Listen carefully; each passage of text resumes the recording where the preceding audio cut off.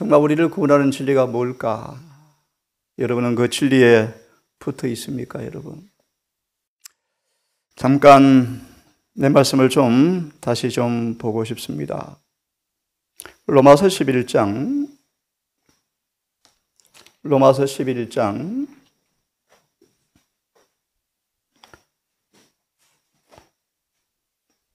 4절부터 말씀을 읽을 텐데요. 안식일에 교과 시간 말씀을 드린 것처럼 성경과 진리에 대한 공격은 사단이 멈춘 적이 없죠. 지금은 더 치열하죠. 그러므로 좀 이따 말씀을 보기 전 우리는 진리에 꼭 붙어 있어야 할진데요. 진리가 뭔가? 한번 잠시 고민해 보겠습니다. 11장 4절부터 읽습니다.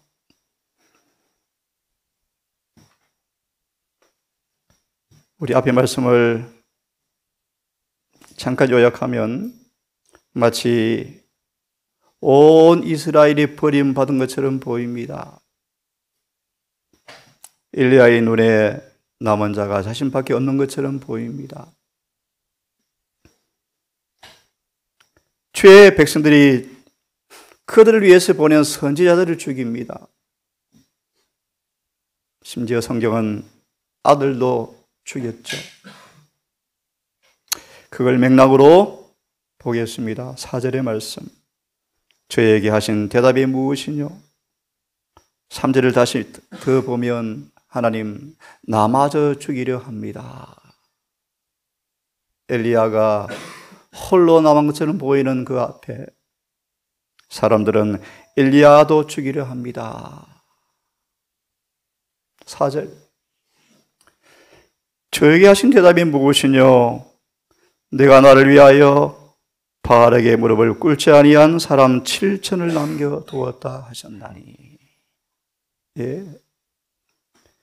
그런즉 바알에게 무릎을 꿇지 않은 7천이를 가리켜서 이와 같이 이제도 은혜로 택하심을 따라 남은 자가 있다. 은혜로 택하심을 따라 남은 자가 있다. 어떻게 확인되어질까요? 여러분, 은혜 아래서 택함 받은 사람입니까? 11장 4절 6절을 정언을 보십시오.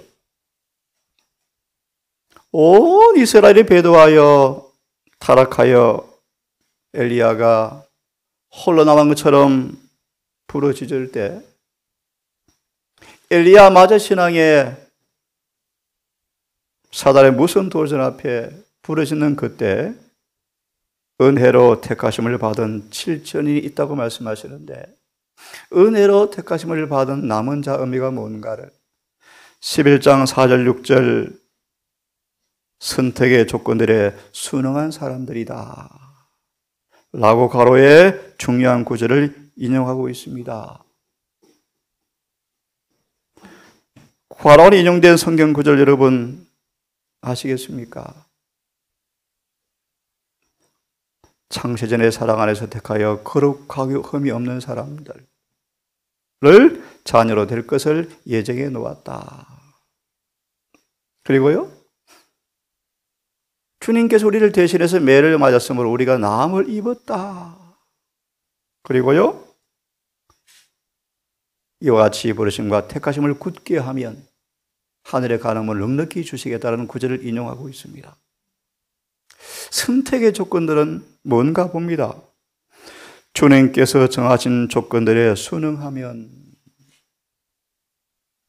구원을 위해서 우리를 선택하심이 변치 않을 것이다.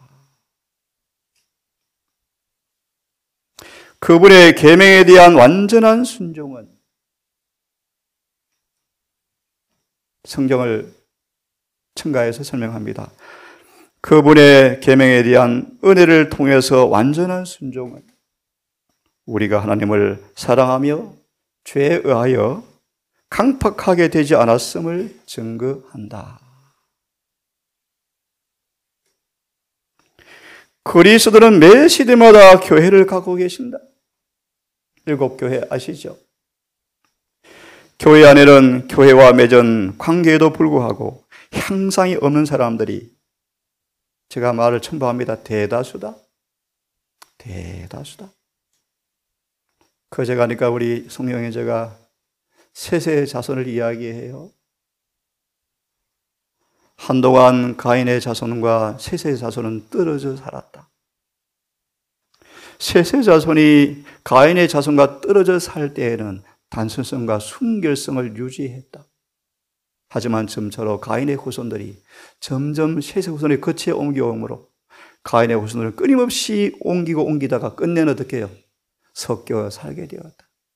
그들은 동화되어 마침내 순결성을 다 잃어버렸다. 라는 말씀을 성령형제가 저한테, 형님 이런 말씀이 있죠. 맞아요. 그래서 첨부했습니다. 맞아요. 우리는 세상에 있지만 속하지 않고 분리되라는 것은 영원한 불변의 원칙입니다. 자, 교회를 갖고 있다 각 시대마다 일곱 교회 보세요. 교회 안에 관계를 맺고 있지만 향상되지 못하는 사람들이 대다수다. 대다수죠. 그들 자신이 선택의 조건들을 깨어버린다. 이 말씀을 잘 이해하십시오. 온 이스라엘이 아브라함의 자손이라고 자긍하지만 그들은 뭐 했습니까? 아브라함처럼 안 살았어요. 맞나요? 맞아요. 근데 그들이 뭐라고 자긍해요? 우리 아브라함의 자손이다. 요한복음 8장에 예수님과 싸우는 거 보세요. 세상에 여러분, 예루살렘 도성이 로마로 의하여 멸망을 받는 그 눈앞 목전에서도 하나님을 철저히 믿는 그들의 광신을 보세요. 광신을 보세요. 예레미야 33장 31절 이하의 말씀을 보세요. 하나님께 우리를 택하신 조건은 절대로 안 변해. 우리 영원한 선민이야. 철떡같이 믿는 믿음을 보세요. 그 믿음이 광신이요, 광신. 뭐 하면서요? 선택의 조건들을 깨고 살면서. 질문, 선택의 조건이 뭐였습니까? 완전한 순종이요. 그 비결이 뭐죠? 은혜요, 은혜. 조금 전 기도를 하셨어요? 로마서 6장 4절을 인용하신 것 같아요. 그와 함께 침례를 받아서 그와 한 몸이 되어버린 사람들은 죄의 몸이 멸해진다.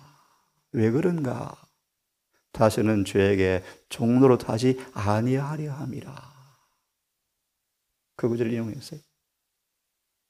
죄의 몸이 멸해져 버리면, 좀 더 쉽게 말합니다, 예수 안에서 은혜가 우리를 주장하면 육체의 본성은 끽소리 못해요. 유혹과 시험이 와도 반응하지 않아요. 끄떡 없어요. 아, 이것이 은혜로 선택받아서 순종한 사람의 모습이에요. 다시 예를 듭니다. 우리가 이웃을 참으로 주님처럼 사랑하는 사람들은 은혜로 택함받은 증거예요. 무슨 말이에요? 우리가 그들을 변화시켜 놓았다는 것입니다. 그것이 은혜예요, 은혜. 마저 보고 설명을 계속 드리려고 합니다. 그들 자신의 선택의 조건을 깨어버린다. 깊이 고민해 보십시오. 하나님의 계명에 대한 순종은 마태복음 19장 펴지 않습니다. 우리가 정말 그분의 계명에 순종한 사람 맞는가? 마태복음 19장 부자 법과 읽어보십시오. 그분의 계명에 순종한다는 참 의미가 무엇인가 읽어보십시오. 하나님의 계명에 대한 순종은 그분의 교회 특권들에 대한 권리를 준다. 계명에 대한 완전한 순종만이 유일한 답이에요. 그러려면 은혜를 받으셔야 돼요. 그런 사람만 은혜로 선택함을 따라 남은 자가 될 텐데, 하나님의 계명에 대한 순종은 그분의 교회 특권들에 대한 권리를 준다. 일곱 번 반복되었죠. 특권이 뭔지. 생명나무 들어갈 권리를 얻게 되어질 것이고, 그 다음을 보십시오. 5절의 말씀. 요한복음 15장 4절의 말씀 너무 잘 아시죠? 네? 포도나무가 가지에 붙어 있지 아니하면 절대로 과실을 맺지 아니하나니. 역으로 말하면 여러분 과실이 맺어집니까? 성령의 열매가 맺혀집니까? 한 분은 그렇게 설교해요. 아무리 봐도 자기는 안 된대요. 그래서 다른 복음이 가르쳐져요? 돼야죠. 성령이 계시면 열매가 나타나야죠. 성경 말합니다. 아무도 그 변화 막을 자가 없다. 누가 막습니까? 자기만 막죠. 산상머리 말씀처럼 사악한 의지만 개입하지 아니하면 변화를 준다고 말씀하시는데 왜 변화가 안 되면서 거짓 복음을 가르칩니까? 저는 동의할 수가 없어요. 진리가 아니기 때문이죠. 미리 여러분 진리가 무엇입니까? 이제 확인할 거예요. 포도나무 가지에 붙어있지 아니하면 그 증거는 무엇입니까? 미리 말합니다. 선천적, 구천적 성적을 그대로 가지고 있습니까? 가지가 붙어있지 않는 거요. 붙어있지 않는 거요. 명심하세요.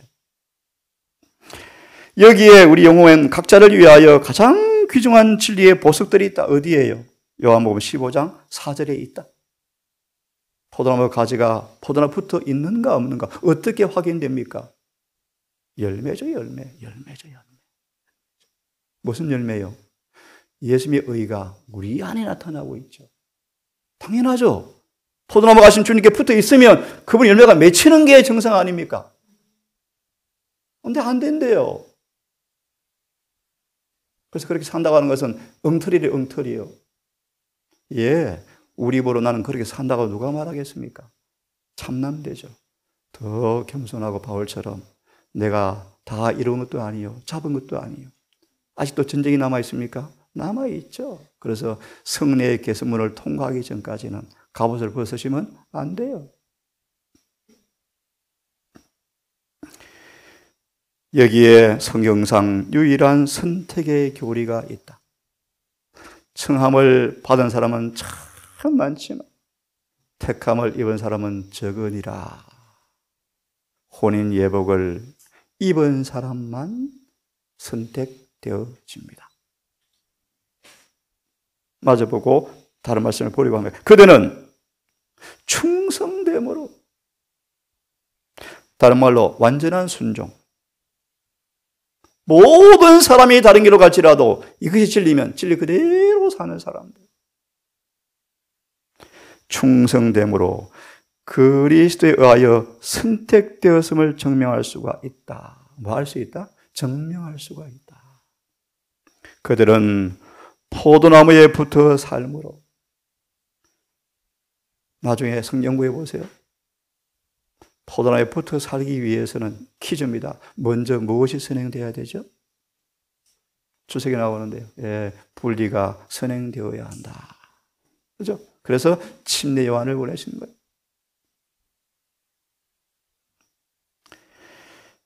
그들은 포도나무에 붙어 삶으로 그리스도의 택한 자임을 증명할 수가 있다. 그러므로 여러분, 스가랴 4장으로 빨리 넘어가십시다. 스가랴 4장 폈습니까? 12절만 읽습니다. 금기름이 금관을 통하여 3절의 말씀 주발에 계속 흘러 들어가서 또 흘러 나가더라. 금기름이 뭔지 아시죠, 여러분? 성령을 통해서 주시는 예수님의 의입니다. 의, 사랑입니다. 두 감람나무가 뭡니까? 진리요, 진리. 구약과 신약 성경이요. 또 구약과 신약 성경을 살아 대표하는 두 선지자를 가리켜요. 그들 입술에 나오는 진리를 따라서 성령이 부어져요. 뭐가 부어져요? 성령을 통해서 그분의 의가, 사랑이 부어져요. 어디에요? 주발에. 주발이 뭐죠? 우리 마음이요. 마음에 계속 흘러들어오면 어떻게 해요? 흘러 넘쳐요. 이게 선택된 증명의 모습이에요. 그래서 열심히 비유하시죠? 깜깜한 밤중에 등불에 뭐요? 기름을 채워서 불을 밝히고 있는 모습이에요. 주석을 펴십시오. 4장 11절 14절 영혼을 정화시키는 기름이란 제목을 좀 볼 텐데요. 좀 빨리 읽습니다. 중간에 말씀 첨부다를 보시면요.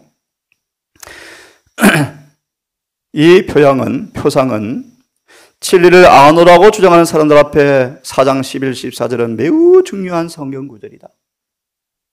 하지만 만약 우리가 진리를 실천하지 아니하면 거룩한 기름, 두 금관에서 흘러나오는 기름을 받지 못한다. 기름은 준비된 그릇에 받쳐진다. 그것은 사랑으로 역사하여 영혼을 순결케 하는 뭐다? 성령이다. 사단은 영혼 속에다 밝게 불타고 있어야 하며 일곱 교회 모습이요. 이 불을 끌려고 사단의 공격을 보세요. 다니엘서 2장을 보세요.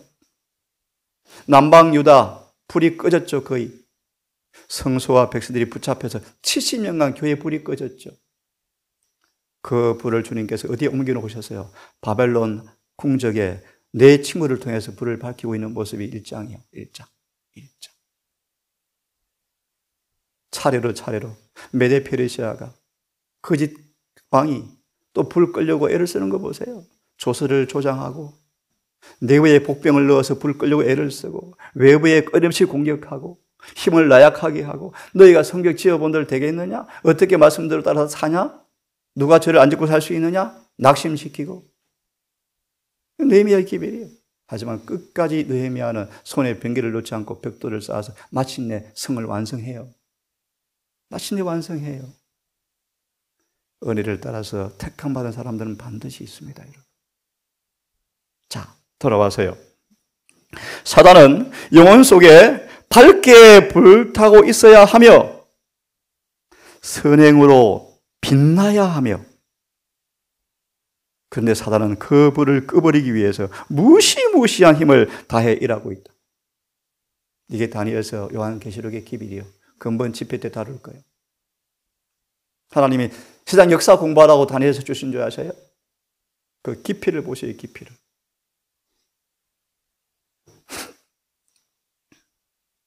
스가랴에 주신 하나님의 말씀은 거룩한 기름이 어디에서 흘러나온지를 보여주고, 어디에서 흘러나옵니까? 진리요, 진리. 진리를 따라 성령이 흘러나와요. 두 감람나무가 뭐라고요?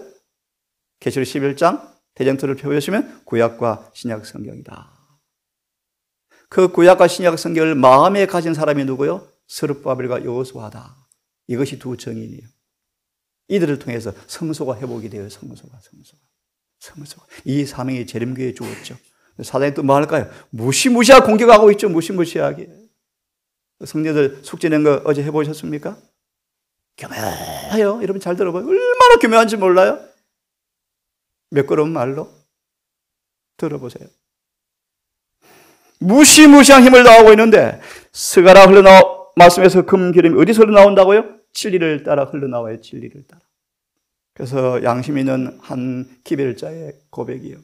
예수님 인생에 대해서 이 교회가 하나가 되어야 늦은 비가 올 텐데, 그 말이 의미가 있어요. 의미가 있어요. 우리는 같은 진리에, 같은 믿음으로, 같은 성령을 받고 같이 한 마음이 되어서 같이 늦은 비를 준비해야 되는데, 이해가 다르니까 마음이 다 달라지잖아요. 하나가 안 되잖아요. 공격하잖아요. 둘러싼 사냥감을 공격하잖아요. 한 장로님 말씀처럼 설령 신천지에 빠졌다 할지라도 그런 모습 보이면 안 돼요. 그 마귀의 모습이에요. 마귀의 모습. 그런데 진리를 가졌다고 고래고래 소리치고 있는데 그게 진리입니까? 사단이죠. 여러분, 진리의 표가 뭐죠? 로마서 3장 31절의 주석에 품성변화다. 이것이 진리다. 사단은 무시무시 일어나는데요. 주께서 불을 붙이사 영혼의 방 속을 밝히신 그 밝은 빛은 선한 행실을 통해서 세상에 빛을 보낸다. 아멘입니까? 네. 사단은 모든 영혼을 위해서 하나님이 갖고 계시는 그 빛을 가리우고자 노력하고 있다. 하늘 빛의 모든 줄기를 차단하기 위하여 영혼이 가는 길마다 자신의 그림자를 던진다. 이 7교회에 대한 사단의 전략이에요. 에베소, 스무나, 버가모, 마지막 라오디 어떻게 마귀가 공격하고 있는지를 보고 파수꾼들은 그걸 가르쳐서 벗어나게 만들어주는 게 목사들의 직무예요. 마지막 우리 남은 교회야. 붙어 있어야 돼. 그런 거 말고요. 교회 붙어 있으면 구원 받습니까? 그거 말고요. 진짜 승리한 교회 되게 가르쳐야죠. 자, 방향 감각을 잃어버리게 될 것이다. 예, 방향 감각 아시죠? 방향 감각 알려면 뭘 알아야 돼요? 진리를 알아야 돼요. 진리의 성령의 근기를 받아서 불이 환해져야, 마음의 등불이 환해져야 눈이 밝아야 온몸이 환하죠. 맞죠? 진리의 등불이 다른 빛이니까요. 방향 감각을 잃어버리죠. 여러분, 진리가 무엇인가에 붙어 있어야 합니다. 보실래요? 만약 그들이 겉으로는 그리스도의 제자라고 하면서 그리스도를 잘못 나타내는 품성, 곧 선천적, 후천적을 그대로 지니고 있으면 그들은 예복을 입지 않고 복음잔치에 온 사람으로 대표되는 자이며. 분명합니까? 너무 분명하잖아요. 이런 말 들어보실래요, 여러분? 조사는, 조사 심판이란 조사는 의인이 받고 심판은 사탄이 받는 것이다. 기가 막힌 궤변이요, 궤변. 맞나요, 여러분? 참, 말 안 하겠습니다. 다시 들으십시오. 겉으로 그분의 제자라고 하면서도 여전히 선천적, 후천적 성벽을 그대로 지니고 있으면서 복음 잔치에 온 사람들은 등과 함께 그릇에 기름을 예비하지 않은 어리석은 처녀들로 대표되는 사람들이다. 비록 온 세상이 진리를 거스려 보세요. 이걸 펴려고 제가 읽었습니다. 비록 온 재림교회가 진리를 거스려 방향 감각을 잃어버렸고 그 마귀의 군대가 포진시켜 놓았다 할지라도 우리는 하나님의 진리라고 선포한 것에 붙어 있어야 한다. 그럼 이 진리가 뭡니까? 로마서 3장 19절로 28절, 로마서 3장 19절로 28절의 말씀. 시간 관계상 성경은 읽을 수가 없고요. 하나만 좀 보고 해야 되겠습니다.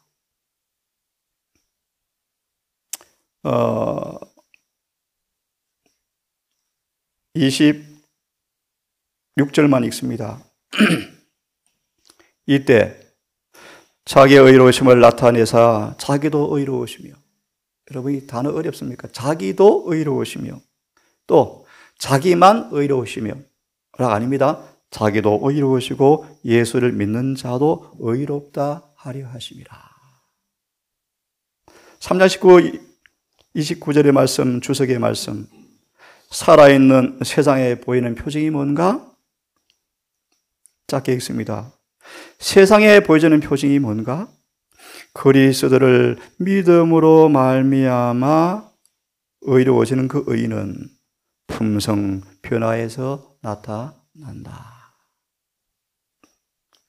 이것이 우리가 고백하는 진리가 진리라는 사실을 세상에 보여지는 표가 품성 변화를 통해서 나타난다. 고린도서 5장 빨리 14절. 고린도서 5장 14절. 그분의 사랑이 성령으로 부어지면, 그분의 사랑이 성령으로 부어지면 모든 사람은 뭐한다? 뭐한다? 죽는다.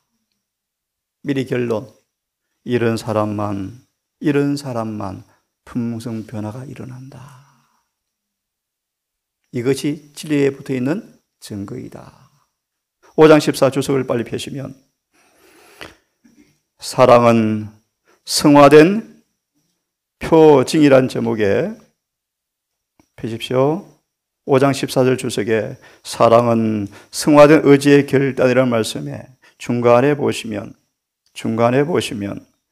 성화는 감정 속에 있는 것이 아니고 온 마음과 영혼과 품성의 변화에 있는데 그것은 자아에 대해서 죽고 하나님을 향하여 살아있는 품성이 바로 이 모습이다. 다시 풀이하면요. 사랑의 강건하심의 자아가 죽은 사람만 품성 변화가 일어난다. 이것이 성화된 표다라고 말씀하시면서 요한 21장을 빨리 다시 펴세요. 그러면 아는 말씀이기 때문에 짧게 요약하고 한두 구절 보고 마쳐야 되겠어요. 요한복음 21장을 빨리 펴시면 15절 17절 개인적으로 보시고요. 잘 하시는 말씀이기 때문에 제목만 읽고 설명만 두고 마칩니다. 그러면 고 5장 14절처럼 그 진리의 사랑의 강건의 능력을 통하여 우리가 죽었는가? 더 다른 말로 예수님과 접붙여졌는가? 그분 안에 거하는가? 그분을 내 안에 모셨는가? 그분 안에 내가 숨겨졌는가? 다른 말로, 쉬운 말로 예수를 내 마음의 구주로 진짜 영접했는가? 그래서 뭐로 드러난다? 열매로 드러난다. 뭐요? 품성 변화다. 라는 걸 생각하시고 그런 사람들은 죽은 사람만 가능할진데 요한 21장 15, 17절에 순수한 회심은 그런까지 미친다는 말씀에 중간에 보시면 사랑의 능력에 기꺼이 자아가 죽었는가? 주님 안에 감추어졌는가? 설명합니다. 수많은 모욕과 유혹이 시험이 올 때 자아가 살아나지 아니하면 하나님께서 은혜의 수술의 칼로 치료가 되었다라는 사실을 보여주는 사람들이다. 이것이 뭐예요? 진리요, 진리. 그러므로 마지막으로 디모데전서 2장 7절을 빨리 펴십시오. 디모데전서 2장 7절. 디모데전서 2장 7절. 메모하실 분은 메모하십시오. 요한복음 17장 17절. 디모데전서 2장 7절로 설명하고 마치겠습니다. 그러므로 여러분, 디모데전서 2장 7절에서 사도는 이렇게 고백합니다. 나는 참말이 아니고 거짓말이 아니니, 참말이고 거짓말이 아니니 하나님께서 나를 사도로 세워준 것은 믿음과 진리 안에서 이방인의 선생으로 스승으로 나를 불렀다. 바울의 복음이 참 복음이죠. 참 진리죠. 그러면 여러분, 사도 바울의 가르침을 연구하는 것, 그것이 참 진리요? 생략하고 주석만 보고 마치려고 하는데요. 2장 7절. 그러면 결론적으로 예수 안에 있는 그들의 진리가 뭔가? 요한복음 17장 17절.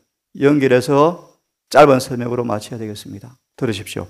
예수 안에 있는 그대로의 진리가 뭔가? 보실래요? 예수님을 닮게 하는 것. 그것이 뭐예요? 진리다. 읽어보세요. 정신까지, 뭘까지? 의향까지. 그들은 예수님을 보게 될 것이다. 그것이 예수 안의 진리요. 다시, 진리는 뭐예요? 예수님 안에 있어요. 무슨 말이요? 예수님을 다 나타내는 게 뭐예요? 진리요. 맞나요? 이게 진리요. 그래서 믿음으로 말미암은 의는 예수 안의 의가 믿는 자에게 나타나는 것이 믿음으로 말미암은 의요. 나타나는 거예요. 나타난 사람이 조사심판을 통과하는 거예요. 그래서 심판이 끝나는 거예요. 결과로 안식일에 집사님 기도처럼 계시록 22장 10 몇 절이죠? 1절. 그대로 되라. 거룩한 자는 그대로 거룩하라. 이게 뭐예요? 심판의 결론이에요. 근데 심판 누가 받는다고요? 사단은 천년기 때 심판받는 거예요. 조사심판은 우리가 심판받는 거예요. 진짜 의로운지 심판받는 거예요. 이 상식을 왜 그리 모를까요? 기도합시다.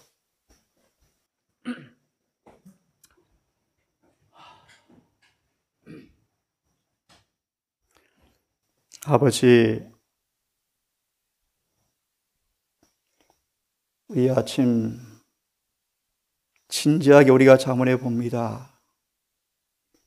내 자신의 확신과 고백이 아닌 성령의 내자함을 통해서 우러나오는 진실한 고백이 내 삶의 고백이 되기를 원하옵고, 그것이 내 생각과 뜻이 아닌 말씀과 조화된 일치된 의가 이사야 58장 8절처럼 실제 나타나고 있는 그 정황이, 증거가 우리 안에 있게 되기를 간절히 소망합니다.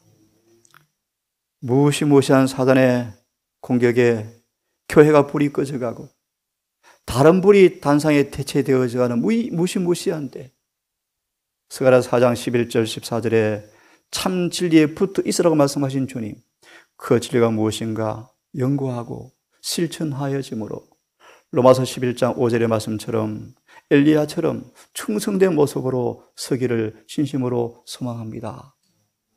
온 이스라엘이 배도의 물결에 다 쓰러져 가고 엘리야가 혀를 단신 홀로 있는 것처럼 느끼는 그 순간, 주님은 그래도 교회를 붙드사 7,000명을 남겨두었음을 감사합니다.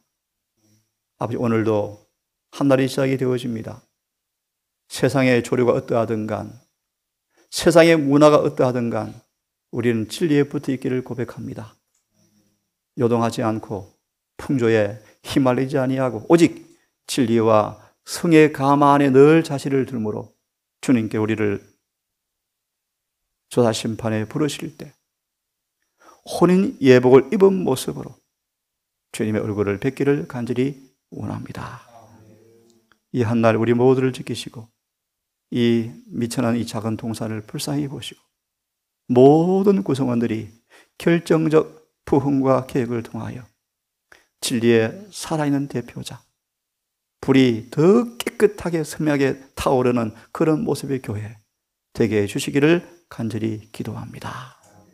이 모든 말씀 우리를 사랑하시는 예수님의 이름으로 기도드리옵나이다.